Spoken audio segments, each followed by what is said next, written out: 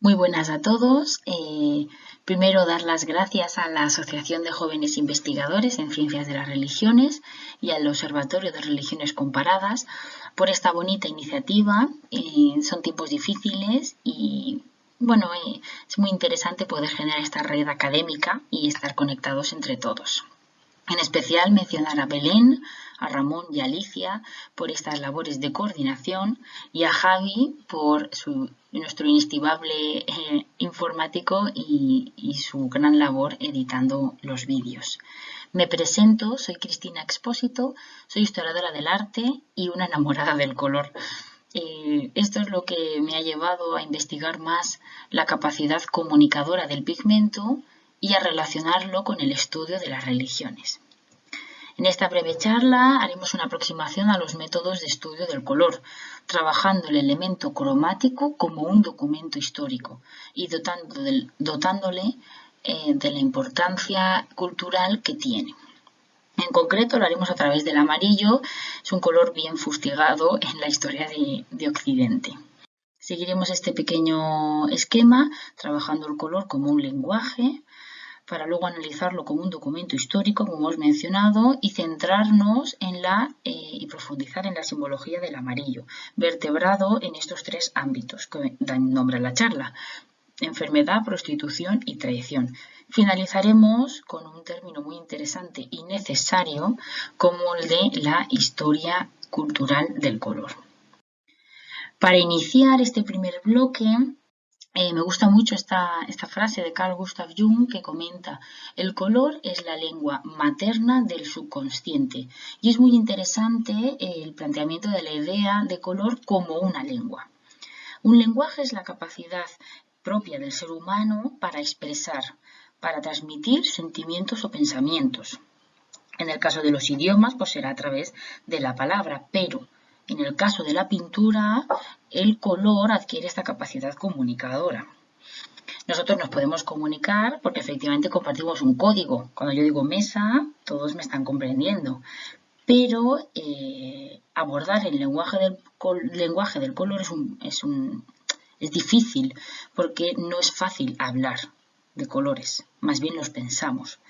Y nos encontraremos con varias problemáticas en este ámbito. Una en el ámbito escrito y otra en el ámbito comunicativo. Abordamos la primera de ellas, es la más pura semiótica del color, que ya puntualizó este ámbito John Gage. Es un gran historiador que analiza la práctica y el significado del color y su relación con la cultura. Nos indica que esta plasmación escrita no es fácil, es decir, la plasmación escrita de los colores, estamos refiriéndonos. ¿Por qué? Pese a que nuestro ojo es perfectamente capaz de distinguir millones de matices cromáticos, la mayoría de las culturas nos han dejado un registro escrito de terminología del color más bien breve, reducida y básica. Esta mención a la palabra básica, es interesante hacer un apunte, lo acuñaron ya en el siglo XX, en 1969, Brent Berlin y Paul Klee, con su libro Basic Color Terms, donde nos hablan. Bueno, ellos son antropólogos y lingüistas y realizaron un análisis de 98 idiomas y dialectos, analizando estas palabras utilizadas para hablar del color. Y se dieron cuenta de que en todas las lenguas hay unas palabras fijas para designar los colores, es decir, que serían comunes y universales. Pero luego ocurre una serie de evolución que añaden muchísimas más. Aquí podemos ver la distribución que hicieron Berlin y Klee en diferentes niveles, empezando con el más básico, blanco y negro, es decir, lo claro y lo oscuro, y a medida que hay una evolución y una maduración de esa lengua y de esa cultura, se van añadiendo palabras. Esta es la distribución que hicieron ellos. Primero se añade el rojo, luego amarillo o verde, luego ya el amarillo y el verde, el azul, el marrón y finalmente toda la gama hasta tener los 11 términos de púrpura, rosa, naranja, gris. En este ámbito, por lo tanto, podremos ver que es difícil estudiar este lenguaje del color porque está muy relacionado con esta percepción de los colores. Y esto se ve muy claro cuando analizamos las fuentes históricas, los tratados, los diagramas, que no está claro qué color es cada color. Por otro lado, la otra problemática que nos encontramos, como hemos mencionado, es en la parte de la comunicación, es decir, esa transmisión de la información. ¿Por qué? El color no presenta una universalidad de significados. Esto lo podemos comprobar muy fácilmente con el amarillo, haciendo un repaso muy general, muy general. Si nos vamos a la China imperial, el amarillo significa realeza. Si nos vamos al ámbito maya, el amarillo es el sur, es decir, es la lluvia, la materia, lo que nace, la vida, y que en la concepción cosmogónica también lo delimita así, en el área maya. Y si nos vamos a la época de la Segunda Guerra Mundial, disculpen la calidad de la foto porque está tomada en el Museo de Memoria y Tolerancia de México y, como saben, las vitrinas juegan una mala pasada. Si nos situamos en esta época, los campos de concentración tenían una codificación cromática de todos los presos. Ahí lo pueden ver, prisioneros políticos de rojo, criminales de verde, inmigrantes de azul, homosexuales de rosa, y si se fijan en la segunda imagen, las insignias llevaban otro tipo de triángulo amarillo para indicar al judío, que es la famosa estrella que todos conocemos. Por lo tanto, si actualmente yo se hubiera preguntado qué es para ustedes el amarillo, igual las significaciones hubieran ido por alegría, luz, calidez, el sol, pero estamos comprobando con este tipo de repaso muy general que debemos contextualizar el color. No estamos frente a un lenguaje que es aislado e individual a una época. Está en relación a un contexto concreto. Y ahí, siguiendo este planteamiento de la necesidad de contextualizar un pigmento a la hora de analizarlo, argumentamos que la percepción del color está cargada de una fuerte percepción histórica, no se puede desligar. No existe una interpretación unilateral y absoluta, estamos frente a una simbología muy compleja, debemos remarcar. Y como bien decía Pastogó y Simonet en su libro Breve Historia de los colores no son algo anodino, es decir, no son anecdóticos, sino que más bien todo lo contrario. Nos transmiten unos códigos, unos tabúes y prejuicios a los que obedecemos sin ser conscientes de ello. Poseen sentidos diversos que ejercen una profunda influencia en nuestro entorno, nuestras actitudes y comportamientos y nuestro lenguaje e imaginario. A fin de cuentas, lo que intentamos realizar con este tipo de estudios es eso, es utilizar el pigmento como el documento histórico, como el material al que vamos a remitir para hacerle las preguntas requeridas para analizar y acercarnos a una sociedad, a una economía, a una religión o a una experiencia determinada. Por desgracia, estamos bien lejos de una historia del color o una historia de los colores. No hay una unificación homogénea de los estudios, no hay un marco académico en el que se enmarquen este tipo de análisis y efectivamente muchísimas disciplinas se han acercado al color, pero no tenemos a día de hoy una visión unitaria. De ahí que con esta charla se quiera remarcar esa perspectiva histórica del color para acercarnos a todo lo que se puede extraer a través de él. Una de las disciplinas que se intenta aproximar a este valor histórico del color será la arqueometría.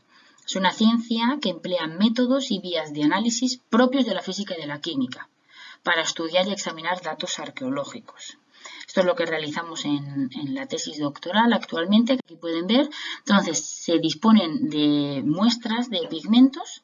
En este caso son del siglo I, del yacimiento de Magdala en Israel, y se analizan en el laboratorio a través de los diferentes microscopios y otro tipo de técnicas arqueométricas. Con esto que queremos extraer toda la información de la materialidad y composición del pigmento para luego analizarlo y cotejarlo con la cultura, la sociedad, la religión. En este caso siempre nosotros lo centramos en la religión. Pero no nos vamos a poder detener en esto mucho más, queda para otra charla. Y aterrizando en la simbología del color amarillo, Vamos a iniciar hablando de un poco a nivel general de la simbología del color. Y casi todos los investigadores en este ámbito coinciden en que, bueno, pues el simbolismo del color es ambivalente. Puede ser utilizado en un ámbito como en otro, como en el contrario. Es decir, no es un área fácil de aproximarnos. Siguiendo un planteamiento de Eva Heller, es especialista en psicología del color, muy recomendable su libro y sus últimos trabajos, nos comenta que la simbología del color en nuestra sociedad actual tiene en la mayoría de los casos una raíz en los usos, los gustos, las normativas y las controversias de la antigüedad. De modo que los colores en la antigüedad eran simbólicos, pero es que en la época medieval, en el tiempo moderno y hasta nuestros días configuran un lenguaje que tenemos interiorizado, sin ser conscientes, siguiendo el planteamiento de Pastogó anterior, pero que es interesante echar la vista atrás, ¿no? Analizar nuestra historia para concretar ese significado y la implicación en nuestra vida. Un lenguaje que ha sobrevivido y superado las barreras del tiempo. Y remarco aquí un punto, y es que actualmente no compartamos esos códigos en ese lenguaje cromático no quiere decir que en la época no se entendieran. O sea, si se utilizaba es que el mensaje llegaba. Simplemente que ahora hemos perdido esa traducción, podríamos decir. De modo que ya no estamos en un plano meramente material, es decir, no vamos a realizar una enumeración de diferentes tipos de amarillos, que pueden ser muy variadas, desde un oro pimente, un achiote, los ocres en la parte de arriba, que pueden ver la gualda, cúrcuma, un amarillo de Nápoles, amarillo de la India, nuez de cola, pero luego tintes como la camomila, bueno, y el famoso azafrán, el oro rojo. No estamos en una simple enumeración material de diferentes pigmentos a lo largo de la historia, no. Estamos atravesando ya lo simbólico, es decir, vamos a un plano representativo y metafísico del color.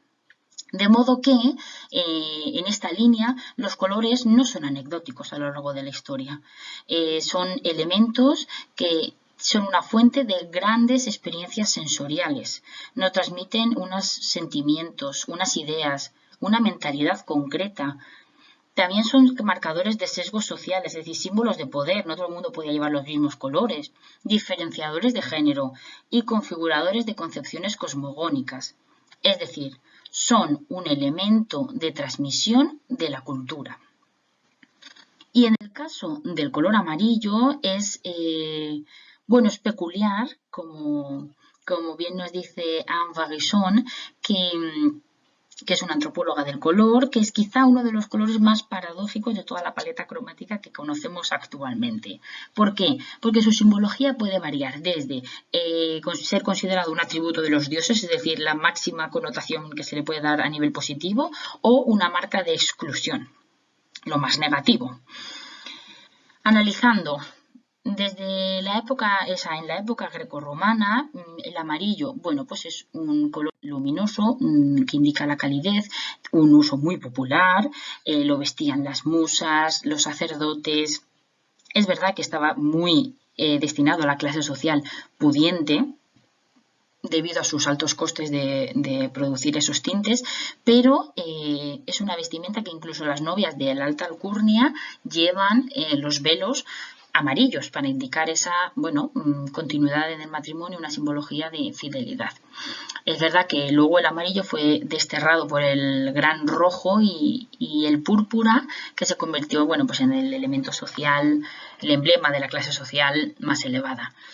Pero es verdad que vemos aquí una simbología más en la línea de atributo de los dioses, como bien nos decía la antropóloga del color. Pero, ¿qué ocurre en la Edad Media? En la Edad Media se carga el color amarillo de una connotación completamente decadente, lo más negativo que podemos encontrar. Y vamos a remarcar aquí, muy importante, esta construcción cultural es de la Edad Media occidental. Es decir, no podemos desligar esto de su contexto. Es importante, como hemos mencionado anteriormente. El historiador francés Michel Pastogó, un gran estudioso de los colores, nos lo mencionará y situará esta época como el inicio de esta larga tradición de esta connotación tan negativa del amarillo. En la Edad Media el gusto por el color es desproporcionado. Esto nos va a ayudar a romper ciertos esquemas en nuestra cabeza donde se mantiene que la Edad Media es una época oscura, de sombras, ruda. No, desestimemos eso. El color estará presente en todos los ámbitos, está presente en los templos, en los palacios, en las vestimentas, en la heráldica, en las vidrieras.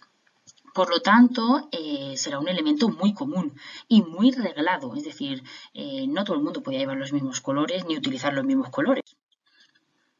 Antes de adentrarnos en esta simbología concreta del amarillo, recuperamos a John Gage y la importancia de conocer el origen de la palabra.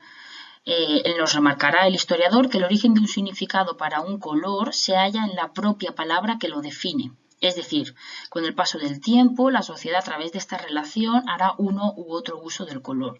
¿Y de dónde proviene la denominación del amarillo? Bueno, pues aquí lo vemos escrito, proviene de la palabra amarelleus, del latín, o amarus, su diminutivo, que que significa amargo. Esto se asoció a la palidez, ¿no? Al tono amarillento pálido que provocaba en la piel ciertas enfermedades relacionadas con pues trastornos en la secreción de la bilis. De allí que inicie una corriente y una rama de relacionar el amarillo con la enfermedad. Esto poco a poco nos irá sumando connotaciones negativas al amarillo. ¿Qué ocurrió y qué fue dinamitante para esto? Que apareció el elemento oro, apareció en escena en la época medieval en su uso en las prácticas artísticas.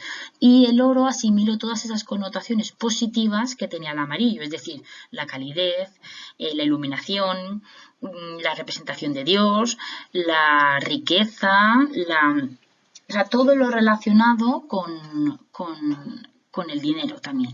¿Qué ocurrió? Que el amarillo se quedó con todas las connotaciones negativas, es decir, fue un falso oro, por lo tanto es una traición, es una mentira, y encima es un color pálido y apagado. El pobre no tenía muy buenas cartas para continuar. ¿Qué ocurrió? Que esta construcción en la mentalidad bajo medieval del amarillo como negativo fue muy reforzada por la plasmación plástica de determinados personajes bíblicos que ahora analizaremos más adelante. ¿Qué ocurrió en el panorama de la pintura? Muy sencillo. El amarillo, obviamente, es un color dentro de la paleta cromática, se utilizaba para representar la luz, para plasmar el oro, a no ser que utilizaran pan de oro, depende de la dotación económica, pero cuando se representan figuras antropomorfas y se les viste de determinados colores amarillos, está representando una connotación negativa. En caso de que no sea pura situación de nivelar el cuadro, como el amarillo bien saben. Entonces, ¿qué ocurrió? En la época medieval, la vestimenta y la moda tenían un papel muy destacado y empezaron a aparecer leyes y normativas que establecen la indumentaria de cada oficio, cada clase social, pero también los locos, las prostitutas, los delincuentes, los traidores o los excluidos, es decir, toda una normativa. En esta línea tenemos varios ejemplos, pero el Papa Inocencio III en el siglo XIII marca un decreto en el cual, pues los judíos deben llevar un distintivo amarillo. Y aquí es donde empezamos a ver, ese ensañamiento marcado con el pueblo judío, siempre utilizando el amarillo como elemento para diferenciarse. Luego el rey Enrique lo haría ley y en Francia se asentaría finalmente a mediados del siglo XIII, a través de diferentes concilios, Reims, Montpellier, es decir, tenemos toda una serie de normas que demandan la obligación de marcar al que es diferente al otro. Estamos en un contexto, debemos marcar, histórico, en el cual, estamos en una sociedad cada vez más represora y producto de todas esas batallas cruzadas en Oriente Próximo perdidas y la necesidad de separarse y marcar qué es ser un buen cristiano dentro de la Iglesia Católica y qué es el diferente. De aquí que se utilice el amarillo porque también, seamos muy realistas, es un color muy fácil de identificar. Y esta asimilación del amarillo con la traición, con el diferente, con el mentiroso, vendrá muy reforzada y como anillo al dedo con la figura de Judas Iscariote, que vendió a Jesús por 30 monedas. Aquí podemos ver, vamos a ver un análisis cronológico del siglo XII hasta la actualidad. Les voy a dejar en la descripción del vídeo todas las imágenes para que ustedes puedan trabajarlas y analizarlas. Simplemente esto es un repaso muy rápido debido al poco tiempo que tenemos. Pero si ustedes se fijan, siempre veremos a Judas con el manto amarillo, con algún elemento identificativo, como vemos aquí, e incluso todo vestido de amarillo o con un pequeño diablo negro, como si se fijan en la figura 4, detrás, indicándonos, bueno, esa maldad que va a cometer. Aquí está recibiendo el dinero. Y otra representación muy usual será en una última cena, siempre situado de espaldas, apartado. Aquí podemos ver la figura 5 otra vez con el pequeño diablo en su espalda, o la figura 6 ya empezamos a ver esta iconografía de los pelos rojizos. Siglo XIV estamos, fíjense, siglo XV seguimos con el beso de Judas todo de amarillo, o en las últimas cenas, siempre, si se fijan bien, dando la espalda. Aquí en la figura 10 de Domenico Ghirlandaio, un poquito exagerado, completamente apartado, igual que en Cosimo Rosselli, pero en la figura 11 vemos solamente un pequeño detalle como un manto cruzado amarillo. Pero siempre, si se fijan, son los personajes situados de amarillos, ausentes a lo que está ocurriendo muchas veces en la mesa, de espaldas, pensando en otras cosas, parece, y no siendo conscientes de lo que está sucediendo en este momento tan importante de la última cena. En este caso, en el siglo XVI ya, vemos a un Judas vestido de verde y amarillo, con eso lo que supone negativamente la unión de esos dos colores en esta época. Y en este siglo XVI también vemos claramente ya que Judas ni siquiera está mirando al centro de la mesa, está mirando al espectador, increpando y con una mirada muy amenazante. Siempre vestido de amarillo, remarcamos. Siglo XVII, siglo XVIII, igual seguimos con los mismos esquemas compositivos, amarillo y mirando al espectador sin prestar atención hasta nuestros días. Les pongo este ejemplo porque me parece muy interesante, es el lavatorio, Elena Goñi, 2013. Vemos a una representación de unos apóstoles muchísimo más modernos, alrededor de Jesús, pero sigue habiendo, fíjense, al final una figura amarilla con los brazos cruzados como desentendiéndose de lo que está ocurriendo, que sigue siendo Judas. Esta representación del amarillo con el traidor, con el excluido, se vio reforzada también con la figura de María Magdalena. ¿Por qué? Porque se empezó a representar a el desterrado, al marginado, al proscrito y a las prostitutas con este mismo color. Es decir, se les obligaba por decreto y ley a llevar una distintiva en su vestimenta que indicara esta posición social excluyente. Y es curioso cómo María Magdalena acogió esta simbología cromática. ¿Por qué digo es curioso? Les he puesto el pasaje bíblico en el Evangelio de Lucas, donde podemos ver que aparece por primera vez María Magdalena y se nos dice: María llamada Magdalena, de la que había expulsado 7 demonios. En ningún momento en la Biblia aparece que María Magdalena fuera una prostituta, pero hasta nuestros días nos ha llegado esta concepción totalmente errónea. ¿Cuándo se asimila este error? Bueno, se sitúa en el siglo VI con el Papa Gregorio en la homilía 33, donde se recoge por escrito que el Papa mencionó a María Magdalena refiriéndose a ella como mujer pecadora. Estas dos palabras han conllevado un error de 15 siglos, considerando a María Magdalena como una prostituta, una mujer de vida alegre, podríamos decir. ¿Esto qué ocurrió? Hizo que todos los artistas representaran a María Magdalena con ese color atribuido a este mundo. Ya desde el siglo XIV, lo mismo, vamos a hacer un repaso muy rápido porque ustedes luego pueden ir parando, vemos cómo se representa a María Magdalena vestida o con algún elemento de color amarillo.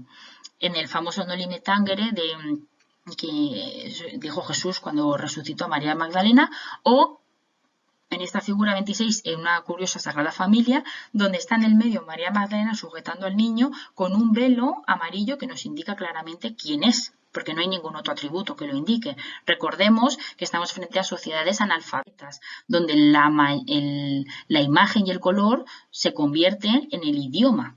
que la gente debe entender claramente, de ahí la iconografía y los colores la base. Seguimos viendo siglo XVI, donde esta mujer aparece, es decir, María Magdalena sigue apareciendo representada de colores amarillos, muy tipo a lo cortesana. Y siglo XVI continuamos, siglo XVII del mismo modo, aquí lo ven. Y es muy curiosa la representación que se hará también de blanco y amarillo, es decir, amarillo como símbolo de pecado, es decir, de esa vida que tenía de pecado, entendiéndola como si fuera una prostituta, y el blanco encima, es decir, el símbolo de la pureza y la conversión a la palabra.